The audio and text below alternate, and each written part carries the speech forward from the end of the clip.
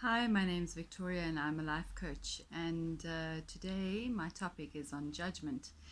It's a topic I think I've had fascination with for most of my life, particularly because I think as a child, and because of some of the trauma I went through as a child, judgment was a very big part of my life.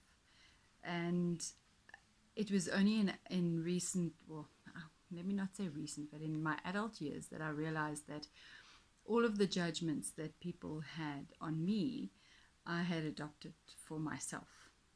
And that was a very hard thing to overcome.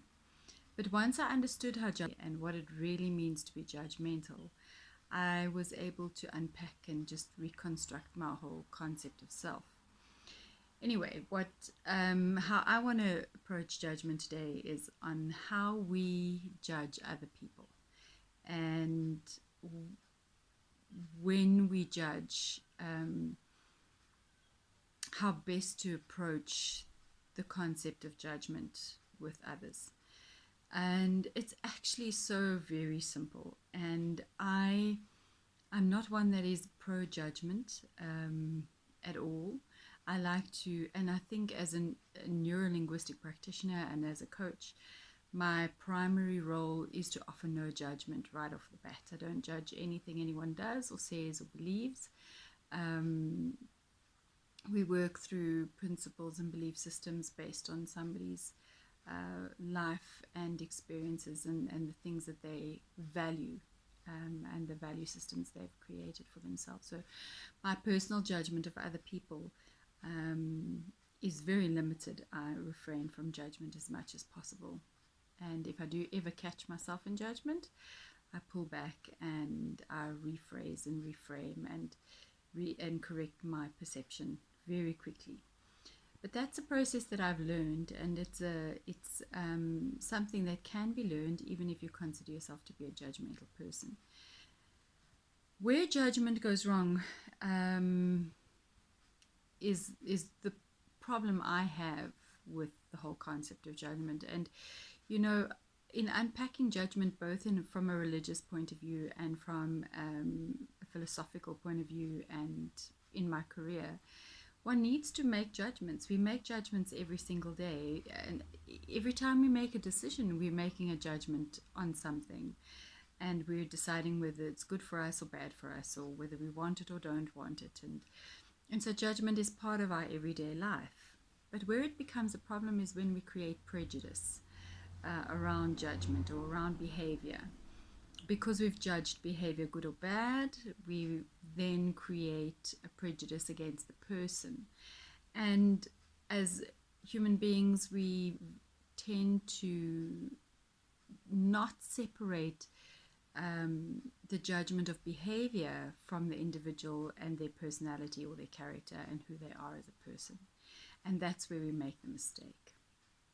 If somebody is angry and they're angry now, the judgment is, or the understanding is, that they're angry, and that's a fact.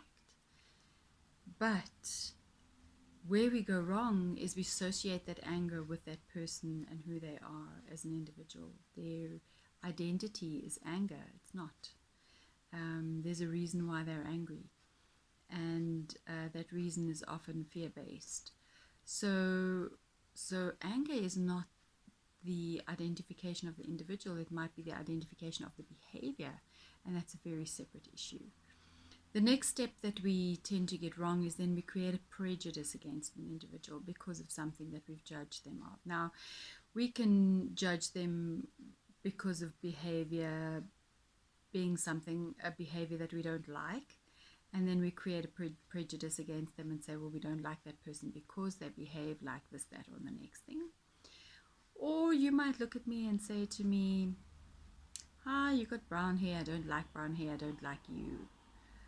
And so all within your context and your framework of judgment, you've assessed me as an individual and as a person based on how I look, how I appear, how I dress, the color of my hair, the color of my skin, my culture, my nationality, my gender, my chosen career, whether I am a mother or not.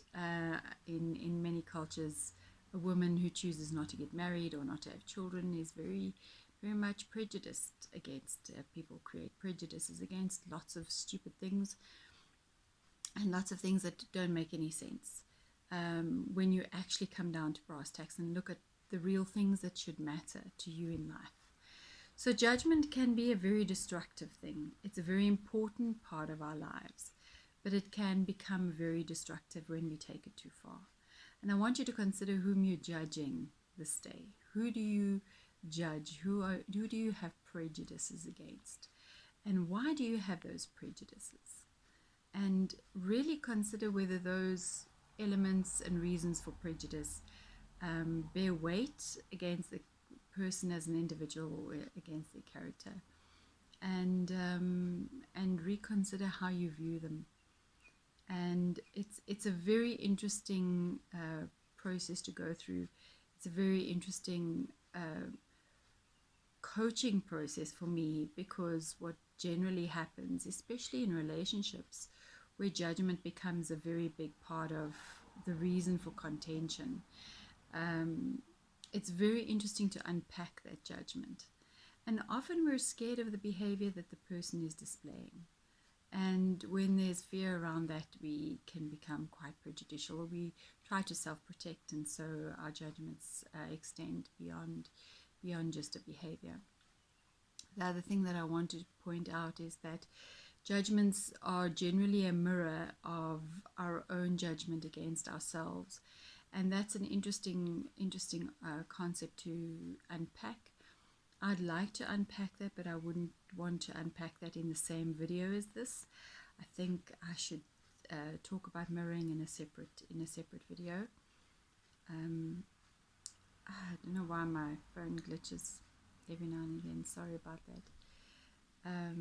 But I really want to discuss mirroring and how we can become very self-aware when we consider the things that we perceive in other people.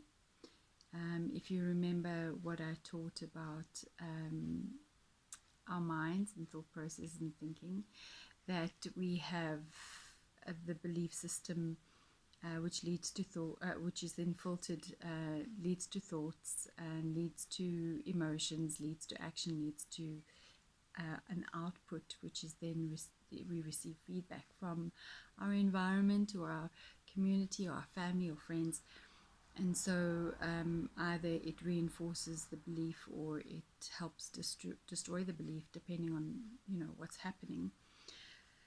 Mirroring is a very interesting process, and often when we're looking at other people and we're passing judgment on them, we very likely have a very similar judgment against ourselves, or a very high level of self-criticism within the same context of the judgment. So a very interesting concept. So I'll do a video on mirroring, and then there's a few more videos to go, and our 21-day video challenge is up, and it's been fun to do. So I'm a life coach and a neuro-linguistic practitioner, and my company is called Emerge Transformational Life Coaching and Neuro-linguistics. I'm busy studying neuroscience at the moment, and that's such a fun topic. I'm schooled and educated in Buddhist practices and Taoism, yogics, and Christianity. I've studied all of those philosophies and those religious foundations. So we come from a very broad spectrum of understanding, and we apply that understanding to our clients. We hope to coach you. We hope to take you from where you are now to the most effective, robust, fulfilling life you could possibly have. So have a good day. Until tomorrow, we'll chat about mirroring. Ciao.